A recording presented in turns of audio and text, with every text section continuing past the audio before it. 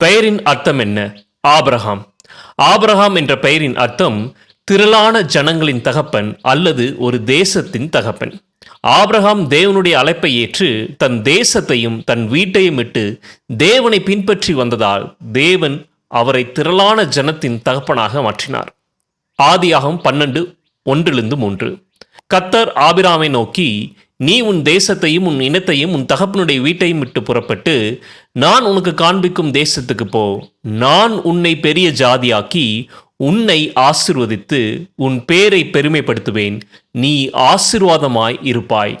உன்னை ஆசீர்வதிக்கிறவர்களை ஆசீர்வதிப்பேன், உன்னை சபிக்கிறவனை சபிப்பேன். பூமியிலுள்ள வம்சங்கள் எல்லாம் உனக்குள் ஆசீர்வதிக்கப்படும் என்றார். ஆபிரகாம் தேவனுடைய அழைப்பை ஏற்று தேவனுக்கு கீழ்ப்படிந்தார். தேவன் ஆபிரகாமை ஆசீர்வதித்து உயர்த்தினார்.